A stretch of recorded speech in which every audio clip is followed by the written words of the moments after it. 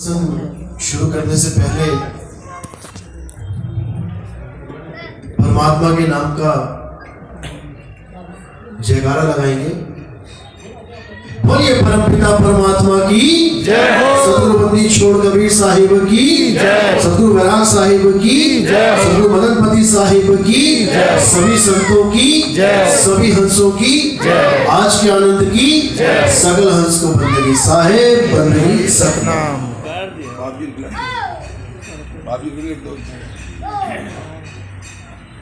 एक गिलास वाटर ले लो। तो आज मालिक की कृपा हुई, जो जोधपुर में परमात्मा के मूल ज्ञान का सत्संग आयोजित किया गया, क्योंकि बहुत बड़े भाग होते हैं उन जीवों के जो मूल ज्ञान को सुन पाते हैं, और उससे भी बड़े भाग होते हैं जो उसको सुनने के बाद समझ पाते हैं, क्योंकि सुनते तो बहुत हैं। कबीर साहब जब 600 साल पहले आए तब भी बहुत सुना लोगों ने उनको, उन्होंने बहुत दोहे बोले, बहुत ज्ञान बताया लोगों को, सुनने वालों की कोई कमी नहीं थी, लेकिन उसको समझ नहीं पा रहे थे, क्योंकि कबीर साहब के ज्ञान को समझने के लिए आपको इतना ज्यादा विवेक चाहिए कि आप सोच भी नहीं सकते कि उनकी वाणी का अर्थ कहां से कहां घूम जाता है। उनकी वाणियों में ऐसे गुप्त भेद होते हैं जो बंदा सोच भी नहीं सकता कि ऐसा भी हो सकता है क्या। ऐसे ऐसे गुप्त राज छुपे होते हैं मालिक की वाणी में, जिन पे ताले लगे गए हैं। वो ताले लगा के गए हैं यहाँ पे, और बाकी संतों को भी साफ संकेत कर दिया था कि ये वाणियों में जितने ताले लगा सको लगा दो, ताकि आने वाले समय में जो काल के दूत आएंगे वो सीधे हमारी वाणियों को समझ ना पाए, क्योंकि वो काल का ही पंथ चलाने आएंगे और मेरी वाणियों को यूज करेंगे, मेरा नाम लेके होका देंगे, लोगों को ज्ञान बताएंगे, मेरा नाम सुन सुन के लोग उनके पास आएंगे। लेकिन वो इतने चतुर चालाक होंगे कि बुलाएंगे तो कबीर कबीर करके, लेकिन जब जीव उनके पंथों में आ जाएंगे तो काल का ही नाम जपवा देंगे। जीवों को समझ में ही नहीं आएगा कि हम कबीर साहब की भक्ति कर रहे हैं कि काल की। नाम तो काल का ही जप रहे होंगे जीव, और उनको पता भी होगा कि मैं किसका नाम जप रहा हूं, लेकिन फिर भी उनकी बुद्धि में इतने मोटे ताले जड़े होंगे कि उनको समझ ही नहीं आएगा कि मैं काल का नाम जप रहा हूं तो मैं कबीर पंथी कैसे हुआ। आज भी ऐसे ऐसे पंथ चल रहे हैं जो कबीर साहब को तो परमात्मा बोलेंगे, लेकिन नाम क्या देंगे? ओम कलियम हरियम शरियम सोहम। बात करेंगे एक परमात्मा की कि परमात्मा सबसे बड़ा है, उसकी शरण में लगो, लेकिन नाम सब गलत जपवा देंगे, क्योंकि किसी को समझ ही नहीं आ रहा है कि असलियत है क्या। लेकिन साहिब ने अपनी वाणियों में बिल्कुल क्लियर कर रखा है कि एक परमात्मा के अलावा किसी का नाम ना तो जपना है ना सिमरन करना है। कुछ करने की जरूरत नहीं है, केवल एक परमात्मा के नाम को जान लो, और वो परमात्मा का नाम क्या है उसको समझ लो। काल के नाम क्या है इसको समझ लो, काल के द्वारा बनाए गए नाम क्या है इसको समझ लो। तो साहिब ने निवेड़ा करते हुए कहा कि जो मेरा नाम होगा, यानी जो परमात्मा का असली नाम होगा, वो कहन सुनन से न्यारा होगा, वो बोलने में लिखने में पढ़ने में नहीं आएगा। और जो काल के नाम होंगे वो सब के सब भाषाओं के, वर्णों के, स्वर व्यंजनों के अंतर्गत होंगे। जितने भी नाम हैं, ये कहने की जरूरत नहीं है कि कौन सा, जितने भी नाम इस मुंह से निकाल सकता है ये आदमी, वो सब काल के ही नाम है। अगर वो उसको जपने लग जाए तो, जैसे किसी गुरु ने नाम दे दिया, बेटा परमात्मा परमात्मा जपो, अब जीव कभी सोच भी नहीं सकता कि मैं परमात्मा का नाम नहीं जप रहा हूं। वो यही सोचेगा मेरे गुरु ने तो परमात्मा का नाम दिया है मुझे, मैं परमात्मा परमात्मा कर रहा हूं। या कोई कहे कि मुझे मेरे गुरु जी ने सत साहिब नाम दिया है, मैं तो सत साहिब को याद कर रहा हूं। मैं काल का नाम कहाँ जप रहा हूं, लेकिन नहीं, वो परमात्मा भी और सत साहेब भी अगर वो जाप में आ जाए तो वो काल का ही नाम है। क्योंकि साहिब ने बोला, जब लग जहां लग बाणी मुख पर गासा और तहां लग काल करे सब ग्रासा। जब तक तुम अपने मुंह से निकलने वाले किसी भी स्वर व्यंजन को परमात्मा का नाम समझ के जप रहे हो, तुम काल के ही मुंह में बैठे हो। जैसे तुम्हें जब प्यास लगती है तो तुम पानी पीने के अलावा तुम कोई भी नाम जप लो पानी का, चाहे जल जल जल करते रहो, चाहे वाटर वाटर वाटर करते रहो, चाहे नीर तोए, कुछ भी जप लो, तुम्हारी प्यास जीवन भर नहीं बुझेगी। क्योंकि प्यास बुझाने के लिए नाम की जरूरत नहीं है, प्यास बुझाने के लिए पानी की जरूरत है। पानी केवल नाम नहीं है, पानी एक तत्व है, जिस तत्व का नाम दुनिया भर के लोगों ने अपनी अपनी भाषा में अन्य अन्य अक्षरों के द्वारा बहुत सारे नाम रख दिए, लेकिन किसी भी नाम में इतनी ताकत नहीं जो तुम्हारा गला गीला कर दे। इसी प्रकार उस परमात्म तत्व के नाम दुनिया भर के संतों ने अलग अलग रख दिए, लेकिन एक भी नाम में इतनी ताकत नहीं कि वो तुम्हें परमात्म तत्व तक पहुंचा दे, नहीं पहुंचा सकता। इसलिए साहिब ने बोला, नाम है जप में, नाम है तप में, और ना एकांत निवास में। अरे मोको कहां ढूंढे रे बंदे, मैं तो तेरे पास में और खोजी होए तुरंत मिल जाऊं, एक पल की तलाश में। कहे कबीर सुनो भाई साधो, मैं तो हूं विश्वास में। वो कह रहे एक बार भी नाम है जप में, एक बार भी जपने की जरूरत नहीं है, बिना जप के परमात्मा मिलेगा। क्यों? क्योंकि जप केवल वो कर सकता है जिसके कान ठीक हो। जिसके कान ठीक है वही गुरु से नाम दीक्षा में कोई मंत्र ले सकता है। अगर बहरा आदमी चला गया नाम लेने तो गुरु क्या नाम देगा उसे? गुरु के होठ दिखेंगे उसे हिलते हुए, क्या बोल रहे हैं ये? अगर वो नाम नहीं ले पाया तो क्या उसको परमात्मा नहीं मिलेगा? यानी परमात्मा अक्षरों का गुलाम हो गया कि अक्षर जपेगा तो मिलूंगा, नहीं जपेगा नहीं मिलूंगा। ऐसा अक्षरों में हमें उलझा दिया गया है इन अधूरे संतों के द्वारा। हम अक्षरों के अधीन हो गए हैं इन अधूरे गुरुओं के द्वारा। इसीलिए गरीबदास ने कहा, गुरुआ गांव बिगाड़ा संतों, गुरुआ गांव बिगाड़ा। इन गुरुओं ने पूरे पूरे गांव बर्बाद कर दिए भगवान के नाम जपवा के, क्योंकि इनको भेद ही नहीं है उसका कि वो परमात्मा मिलता कैसे है। इनको सिमरन और जाप में भेद नहीं पता कि हमें परमात्मा का नाम जपना है कि सिमरन करना है। ये सिमरन को ही जाप बना के बैठ गए और जाप को ही सिमरन घोषित करके बैठ गए। बाणियों में हर जगह ये लिखा है कि परमात्मा को याद करो, परमात्मा का सिमरन करो। जाप नहीं बोला, जाप के लिए तो बोला गया राम राम करता जग फिरे, राम न पाया जाए। वहां पर तो मना किया गया है कि राम राम का जाप मत कर बेटा, राम को ढूंढ। वो राम कहां है? अरे तेरे पास है। कस्तूरी कुंडल बसे और वर्ग ढूंढे बनमाही, ऐसे रमता राम है और ये दुनिया जाने नहीं। वो रमता राम हमारी आत्मा में रमा हुआ है। आत्म में राम, राम में आत्म, चीनस गुरुमुख विचार। ऐसा गुरु मिल जाए जो हमें हमारी आत्मा का ज्ञान दे दे, ना कि ये हिंदी पंजाबी उर्दू फारसी चाइनीज अक्षरों के साथ हमें जोड़ दे। हम हिंदुस्तान में रहते हैं इसलिए हमें हिंदी अक्षरों से प्रेम है, इसीलिए हम उन गुरुओं को धारण करते हैं जो हमें हिंदी के नाम दे रहे हैं। आप कभी चाइना में जाके किसी गुरु से चाइनीज नाम लेके देख लेना, तुम्हारा इतना भी विश्वास नहीं बन पाएगा उन नामों में कि उन नामों को जब के मैं पार हो जाऊंगा, क्योंकि उसका मतलब ही नहीं समझ में आएगा तुम्हें। इन हिंदी के नामों की तुम मतलब समझ रहे हो, इसलिए तुम आस लगा के बैठ गए हो कि ये मुझे पार कर देंगे। लेकिन साहिब क्या बोल रहे हैं कि ये सब 52 अक्षर का खेल है, यही काल जाल है। और सो नर जानो काल के चेहरा। जब बावन का टूटे डोरा, सहजे छूटे काल झंगोरा।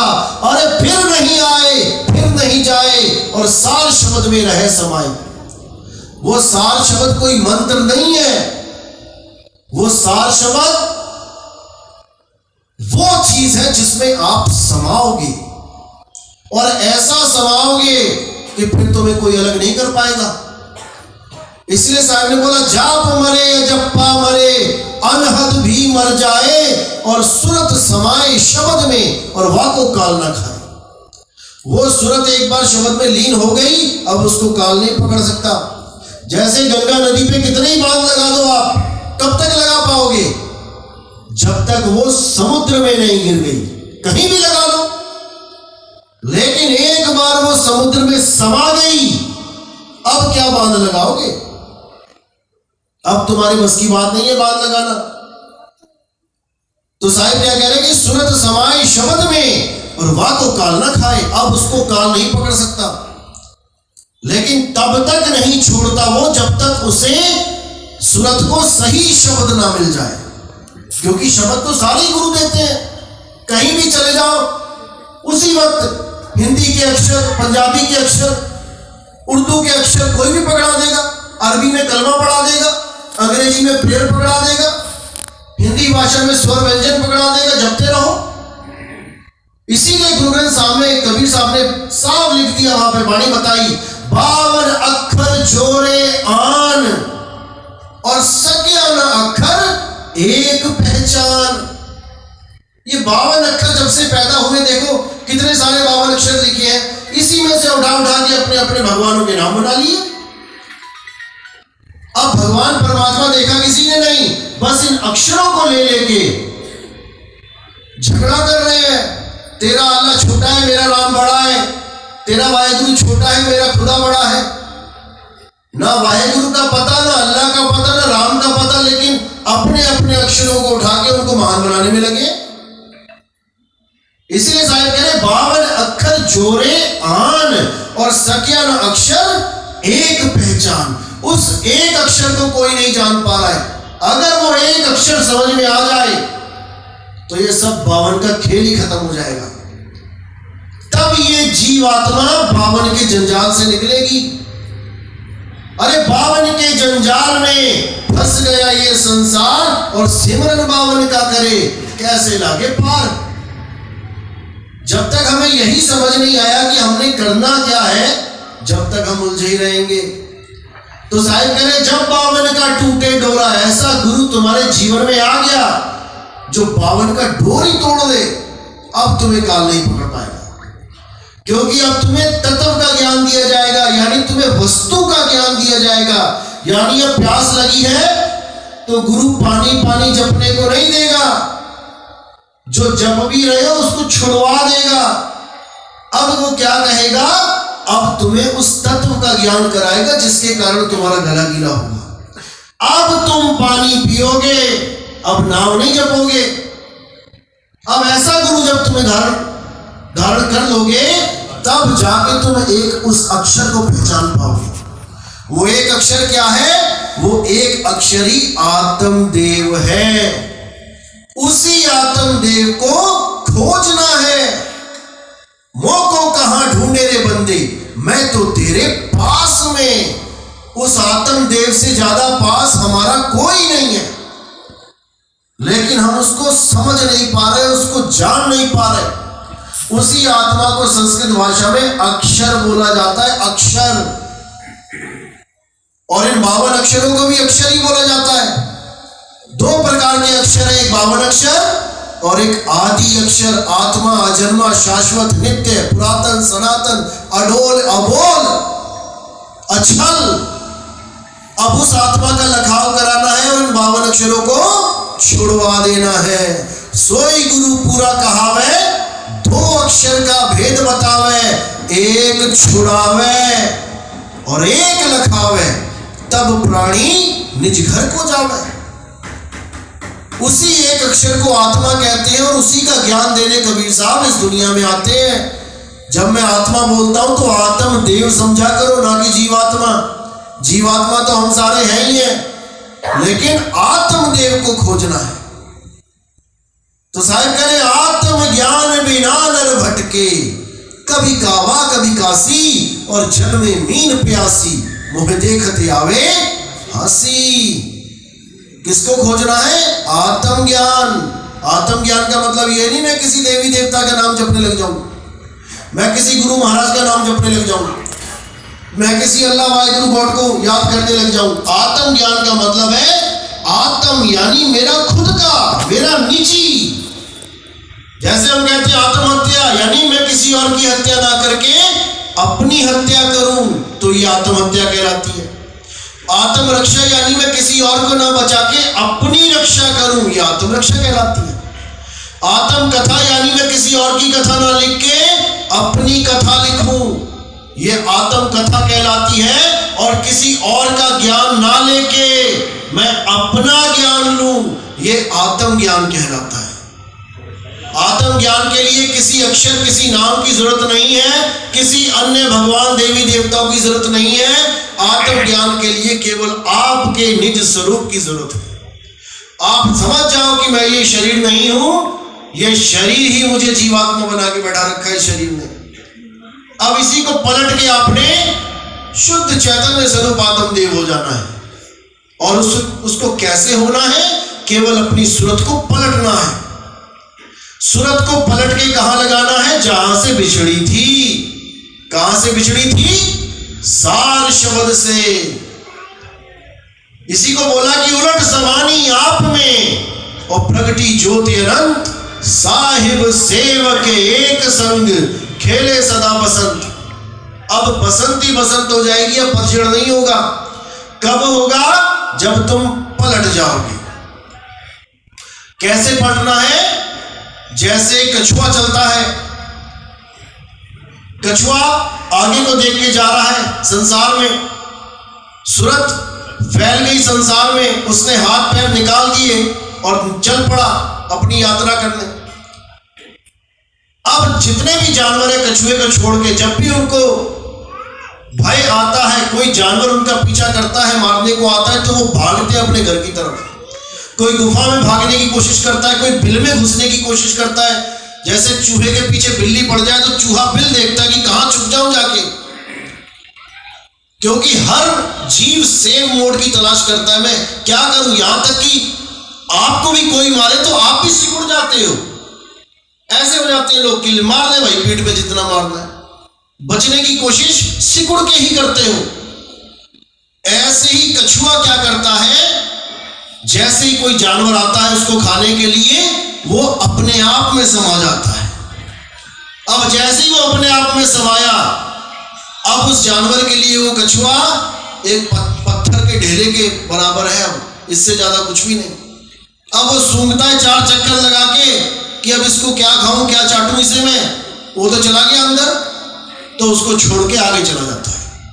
यही खेल हमारी सूरत कर रही है, यही विस्तार वो करती है जब फैलती है कछुए की तरह। और जब इसको मुक्ति चाहिए होती है तो भेदी गुरु क्या करता है? इसको वो स्थान बता देता है जहां पर इसने सिमट जाना है। इसी को साहिब ने बोला, उलट समानी आप में प्रगटी ज्योति अनंत और साहिब सेवक एक संग खेले सदा बसंत। अब उसका आना जाना सदा के लिए समाप्त हो जाता है।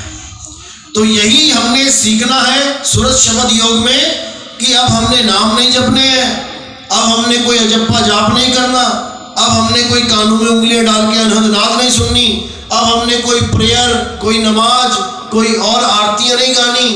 अब हमने 52 अक्षरों को समझ जाना है कि कैसे हम 52 अक्षरों में फंसे हैं। अब हमने अपना आत्मचिंतन करना है, जिसके लिए गीता में बोला गया अध्याय 3 के 17वां श्लोक कि हे अर्जुन, जो जीव अपनी आत्मा में रमण करते हैं, अपनी आत्मा में स्थित हो जाते हैं, अपनी आत्मा पे निर्भर हो जाते हैं, अब उनको और कोई धार्मिक कर्म कर्तव्य लागू नहीं होता। अब उन्हें किसी मंदिर मस्जिद गुरुद्वारे जाने की जरूरत नहीं, अब कोई तीर्थ नहाने की जरूरत नहीं, अब किसी पहाड़ की परिक्रमा करने की जरूरत नहीं। अब वो आत्मनिष्ठ हो गए हैं, अब वो स्थित प्रज्ञ हो गए हैं। अब उन्हें कुछ नहीं चाहिए। 18वें श्लोक में क्या बोला? जो आत्म में संतुष्ट हो जाते हैं वो किसी अन्य जीव पर निर्भर भी नहीं रह जाते।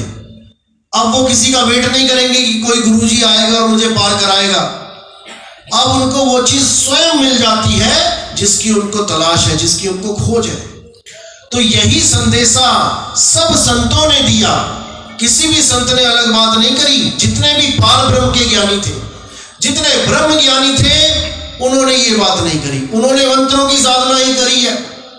किसी भी ब्रह्म ज्ञानी के आश्रम में चले जाओ जहां लिखा हो 1008 या 108 ब्रह्म लीन स्वामी जी कोई भी हो, आप वहां जाके दीक्षा लोगे, आपको मंत्र ही पकड़ा दिए जाएंगे, क्योंकि वो खुद मंत्र जपते हुए गए हैं।